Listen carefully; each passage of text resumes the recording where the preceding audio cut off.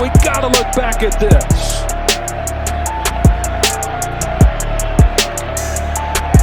How does he maintain possession? Jenkins, and that definitely was a little helmet-to-helmet on that hit. Guys, Meredith Gorman here, and are you still not subscribed to Matt's channel? Well, if you're not, hit the subscribe button because he's giving out free picks each and every week. Hope you have a good rest of your day. NFL Week 9 is here, guys. I'm looking at 3 games like usual. Some huge games this week, big weeks. If you're a fan of competitive, good teams playing each other, this is a good week. We got some huge games, and they are perfectly timed. We got a 1 p.m. game that I really like. We got a 4 p.m. game I really like. And we got the Sunday nighter. Finally a good Sunday night game. I'll be talking 3 games. Favorite underdogs of the week, of course. Teaser options as well. We're going to look at Seattle at Baltimore. Dallas at Philly. And we're skipping the Monday nighter for once. Not a good Monday night game. We're going to go to the Sunday night game. Same primetime style game. I always like to talk one primetime game. This week it's Bills at Bengals. Big week last week for the system. Always bounced back after a tough week. 7-2 overall, all bets for clients. 1-0 for free play underdogs, guys. We're moving to 11-3. Just under 80% free play plus money underdogs. You're not going to find that around the market. Hit the teaser as well for you guys. Yeah. If you've been tailing these underdogs, guys, from the start of the year, you would be up some good coin. Over 14 units on the year for clients, 64% all bets so far. Systemsportscapping.com is the website, or link.me/systemcapping. All the links are there for Spotify, YouTube, Apple Podcasts. Got the website link over there. We have resume, we have records, everything over there, even some photos over the years. Shout out to a full new year client, Luke. Much appreciated. Thanks for all clients that continue to return month after month. Some people don't like to purchase the full package for the year. It's the best way. Anything can happen in a month is what I tell people, right? So purchasing a longer term package is always recommended to get the most profit.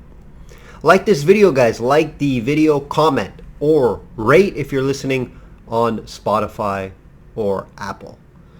Survivor update. We're still alive in the Circa Survivor update for $9 million. I think there's about 1,200 people remaining from around over 9,000 people. We were on... Who were we on last week? Oh my God. We were on Chargers. I almost forgot there. We were on the Chargers. Easy win versus Chicago. Got another play pending this week. Getting week 9 pretty far. If you're getting to week 8, week 9, week 10 of a survivor pool, you did well. Now you just got to try to avoid the upsets. And it gets a little harder, right? Because you have used some of the better teams in the market. Hopefully we do avoid those upsets. News and notes. Let's get into some news and notes from last week. Will Levis, what a debut, right? 4 TDs for Will Levis. Good call by the Titans to let him go, right? They were ramping him up. Didn't want to start the beginning of the season. I get it, right? You don't always want to start QBs beginning of the season. They're going to struggle like we've seen with Young and a few others. So Will Levis, look good, 4 TDs. Just throw to your best weapon, and it's Hopkins. It's not that difficult. When you have a guy like Hopkins on your team, throw him the ball, he's going to make some big catches, and that's what he did. He made some big catches. He had 3 TDs in that game. So, yeah, he should be the starter for the rest of the way. I don't know why they would bring Tannehill back. Why, right? Let Will Levis, get adapted to the NFL. He had that big game, but I don't expect that game to be repeated much. 4 TDs, I don't see that happening a ton more, if at all. So I hope the Tennessee Titans keep Will Levis in to see what he has for the rest of the season. Big upset with the Broncos, right? Broncos beat Mahomes on his flu game. We were all over the under in that game. I did expect... It was weird. The total was like 46, 47. We went under on that. They played just 2 weeks ago. It was 19-8. And then we hear Mahomes get the flu game. So, yeah, we were over the under in that game. Probably should have bet Denver as well. plus the points. But I stayed away, not knowing, what Broncos bring each week, right? They are playing better, though, so it's something to keep in mind here. Funny thing is, in that game, they played Taylor Swift music at the end of the game after the win. So that was pretty a fun spot on the week there. Carolina's first win, right? Carolina's first win, avoid going 0-7, and we were all over them on the underdog market there. Big win for them. I expect them to win maybe 2-3 games the whole year. Kirk Cousins out for the year, guys. That's tough. That's tough seeing Kirk Cousins out for the year. Minnesota's playing so good, right? 3 wins in a row. I got caught by a game as well. That was the one loss I had on the week was Green Bay. I had Green Bay. Thought it was a good spot for them, but hey, Kirk Cousins continues to show and play well, right? And their defense is playing well as well.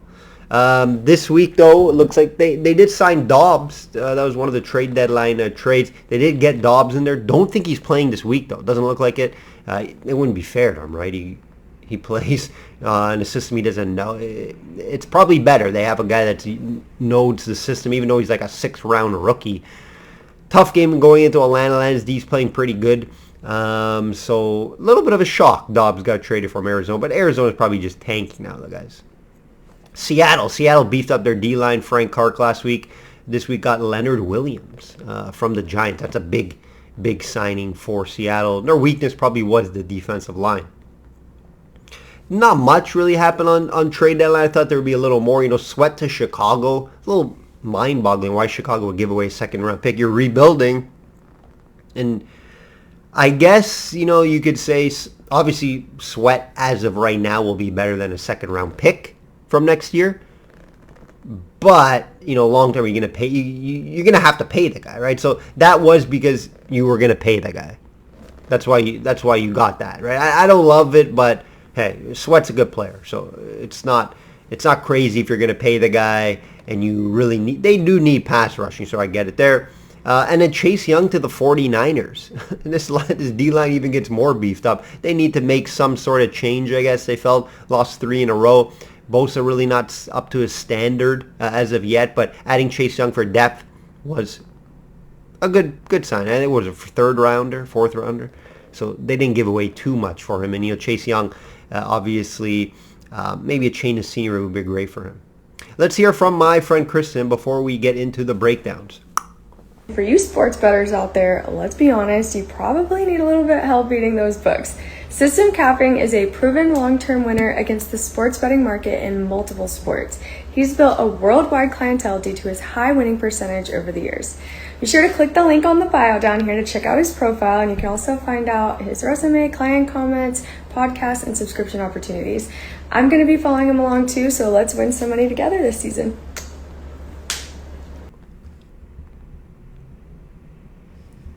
Shop around. Shop around, and shop around. Have multiple books, guys. Have multiple books. Props vary from book to book. Spreads vary by maybe 0.5 from book to book. Totals vary. Have multiple books. I stress that every week because it's so important. So important. Both teams, let's get right into it, guys. Let's get right into it. Seattle at Baltimore, -6 total. 44. Both teams right there in their conference, right? Right there in their conference. Baltimore are tied for the best record at 6-2 with 4 teams. Seattle is in second at 5-2 and actually leading their division. Both teams leading their division. Seattle's leading it over San Fran due to San Fran slipping here, right? Moving to 5-3, 3 losses in a row. This should be a good game, guys. A very good game. One of the better offenses Baltimore's D will face so far this year. So that'll be interesting to see how they play. Ravens have shined on defense, and it is very impressive, allowing the least points per game in the NFL at 15. They lead the league in sacks, guys. Geno Smith leads the league in interceptions. Matabuke, who is having a breakout year, he's about to get paid. And he leads the interior D-line in the NFL with 6.5 sacks. Roquan Smith, 4th in the league in tackles. This should be a tough task for Seattle on the road, right? I always say, I like the Seattle team. I've been making money on this Seattle team. I've been backing them a ton in the market. They do have a big road win already, actually in Detroit, and that went to overtime. Seattle is 11th in points scored on the year at 24. So, they're able to score points. I do think they'll be able to put some points up on this Baltimore defense, but will it be enough? Baltimore's a bit better at 25.3 on offense, right? They can score as well. And when you have this scoring capability along with your defense playing so well, it's a very scary team to play, especially at home here. Where Seattle has improved, though, and I do recognize where they have improved. They improved a lot on defense, guys. A lot on defense. It's much improved, allowing 19.7 points per game, which is 11th in the NFL. 2 solid corners right now, right? They drafted Witherspoon, really like him. They have Wolin, too, a good player. Still got Adams back there. He's back from injury. They continue to beef up that D-line, which was an issue, by adding Frank Clark last week and Leonard Williams, who I just talked about at the top of the video here. Seattle knows they have a good team, so they spent, right? They spent on few guys where they think their weakness is, and it's on the D-line. I think they could probably have used some help on the O-line as well, but very hard to get O-linemen at the trade deadline. No one's giving away O-linemen. You got to draft these guys or trade or pay for them in the free agent market, right? You're not just getting O-line at the free agent market. I'm really excited for this matchup. See if the Seattle team can hang around and maybe pull off a slight upset here. I don't see them winning this game, but I do think they can hang around and cover this 6. This is a big spread, right? It's a big line here. We've seen Seattle play well on the road already. I do like Seattle better at home, though, right? I like betting Seattle when they're at home. Obviously, they have that great home field advantage over there in Seattle. I cannot bet them here on the money, even though their money line right now is like plus 250. It's plus 250. Very intriguing. Very intriguing. But Baltimore's just playing too well right now. Seattle's got to prove to me they can score and beat a really good defense in Baltimore. Now, they did against Detroit, but we showed that Detroit's defense is not as good. Baltimore proved that, right? They're not as good as we thought. But it's going to be interesting here. I would have to lean Seattle with the points. This is not going to make my client card this game. I just want to enjoy it and watch it. But I'd have to lean plus 6 with the Seattle. It's a lot of points. A lot of points with 2 very good teams, right? I did expect Baltimore to win the game, but I wouldn't be surprised if it's a close game, right? Lamar Jackson, going to be entertaining to see how he looks against this defense, right? It's going to be very intriguing. This offense, it continues to get better each game.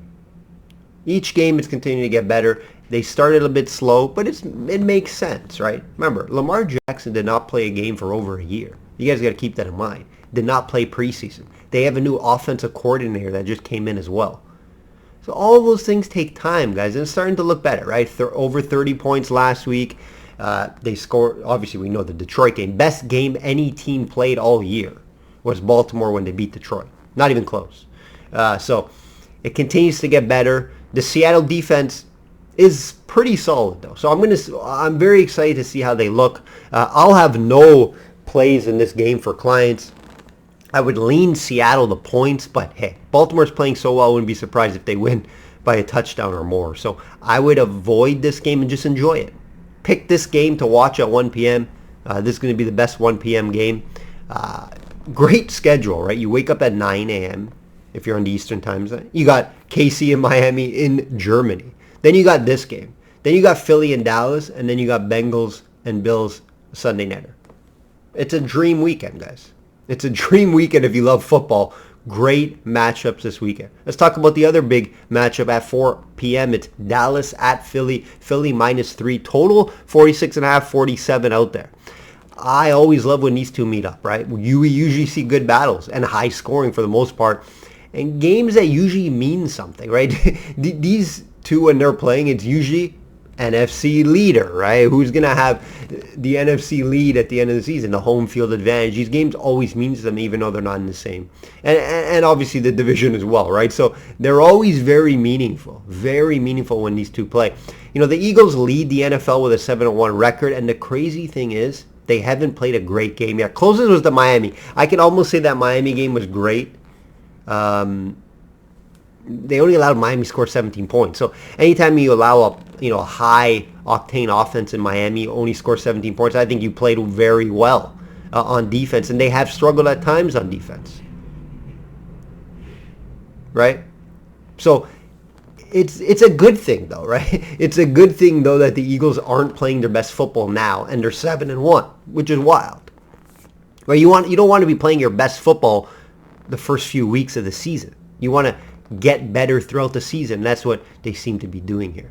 Another close game in Washington last week, right? It just seems like Washington plays them close. They could have lost that game. They could have lost both of the Washington games, but they continue to make the big plays. A.J. Brown continues to take over each game. What does he have? 5-6 games in a row over 100 yards? So impressive, right? Dallas doesn't have that lockdown guy, so I expect A.J. Brown to have another big game here.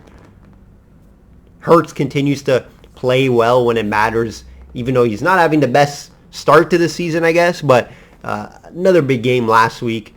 He continues to make timely throws. They're getting a good run game, I guess, from Swift as well. It's just their secondary, they're allowing, over 21.5 points per game, which is 19th in the NFL. That's not great. Dallas allowing 4th fewest at 17. Last 2 games for Dallas, guys, 63 points. Eagles, 70. These offenses are feeling it right now. They are cooking. And that's why I would have to lean and look at the over here, right? Last time these two teams played, last 2 out of 3 times went over 70 points last year. I know it's last year, but teams are similar, right? From last year to this year. So I would have to look at the over here if I were to bet this game. Side's tough, right? When these two teams play, it's very hard to bet a side. You're almost flipping a coin. I would lean Dallas +3. Could be a 3-point game. Expect this game to be very close. But Dallas is going to want to throw the ball, right? You may want to look at the prop Dak Prescott over passing, because Philly's number 1 in the league against the run right now. I think it's 65 they're allowing per game. Very impressive. They have a good D-line, right? Beefy D-line up front there. And so I expect, Dak to throw the ball. He's throwing the ball better in the last 2 games. So I expect him to throw the ball. You can throw on this Philly team. Against the pass, their secondary numbers aren't great.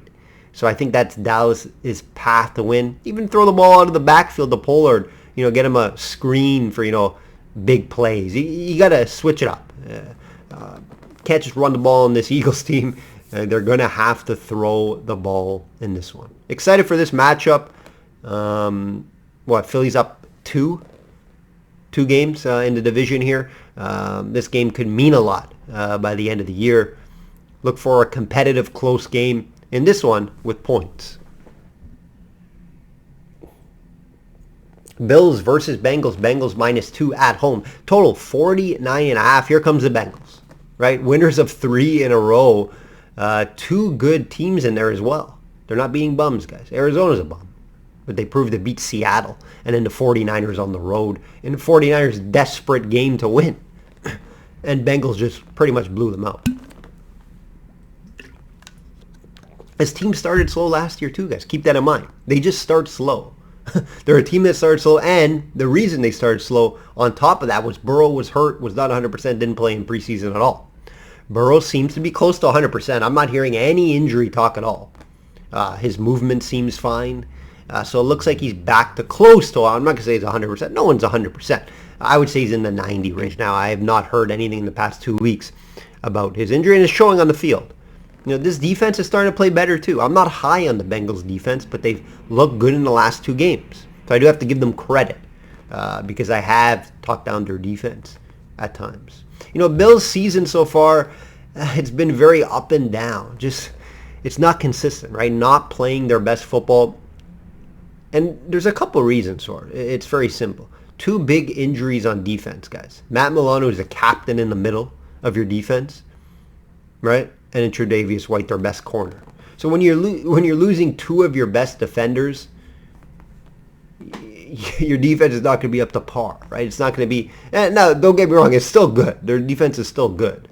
They're not allowing a lot of points per game, but it's a lot of due to the teams that they're playing, right? You got to keep that in mind. A lot of the teams that they're playing is the reason. Now, the one game that I have to really tip my hat to the Bills is when they blew out Miami. It was in Buffalo, though. Keep that in mind. But they blew out Miami, 48-20? That was their best game of the year. It wasn't even close. Some other games, though, that they won, keep this in mind. This is why I think their defense, they're only allowing 17 points per game. But let's look at the offenses that they were playing, right? The Raiders, one of the worst offenses in the league. Commanders, only good against Philly for some reason. The Commanders' offense. The Bucks with Baker Mayfield. And they scored 18, the Bucks, in that game, and it was in Buffalo. They didn't look great in that game, the Bills. Keep that in mind. Obviously, on offense, they did enough. And then the Giants, maybe the worst offense as well. So you got to keep that in mind. This Bengals team is going to be besides Miami, the second best offense that they play. It's in Cincinnati, and the Bengals are cooking right now, right? They're looking really good right now. Right, so the only way I could look if I were to bet this game would be the Bengals to win this game at home. Josh Allen had some concerns with injury as well. May not be 100% for this game. Right, he sat out Wednesday. I think he got into practice Thursday, but I don't think he'll be 100%. The run game, too, I'm not sold on. I'm not sold on their run game. I just like the spot here of the Bengals. Playing really well right now. They got to continue to win, guys. Ravens are running away with this division. Keep that in mind. So Bengals have to continue to win games. I think this is a good spot for them to win this one. Could be high scoring. No really comment on the total here. But I do like the Bengals to win this game.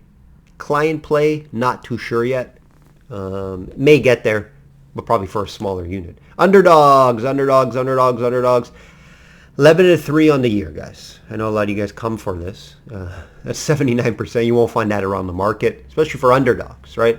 Underdogs, free play, winners. And we continue to do this year after year. We continue to have profitable underdogs seasons every time. Able to pick out my favorite underdogs. Let's see if we can get over 80%, guys. Let's see if we can do that. Last week, obviously, Carolina, which I mentioned at the top of this video, squeezed one out over Houston. I like the spot for them there, right? To avoid going 0-7 off a bye.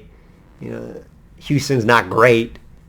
So that was a good spot there for Carolina. Options this week, I think there's a few. Options. Obviously, we got a few. We got the Cowboys over Philly. That could happen. Tampa Bay on the road in Houston. Miami, right? That's a flip of a coin game. You don't have any home field. But what team's going to travel better? You don't know, right? So that game I would have to stay away from. We're going to have to go to Tampa. Tampa Bay. You can get that at plus 125 right now. This is to avoid 4 straight losses. So I expect some extra motivation here. This is going to be the worst team they've played in that span. Right? Keep in mind, guys, Houston's overachieving, yes, but they're still not that great of a team. It's got the rookie QB, still trying to figure things out on offense, still got a ton of weapons.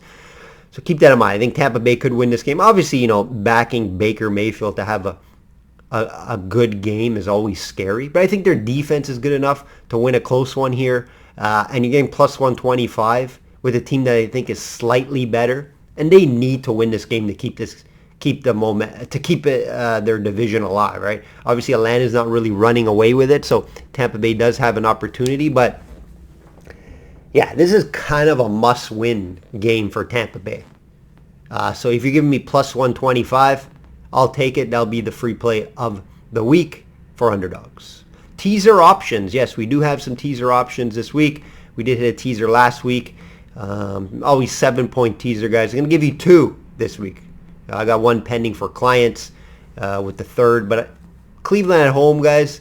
Great option versus Arizona and Saints as well, just to beat the Bears. We're just attacking 2 rookie QBs here, guys, on the road. It's a no-brainer, really. It's fairly simple. Attack rookie QBs, especially on the road, right? And one of them playing their first game. I don't think Murray's going to play. Even if he does, it's a terrible decision by them against Cleveland's defense. It's just going to be...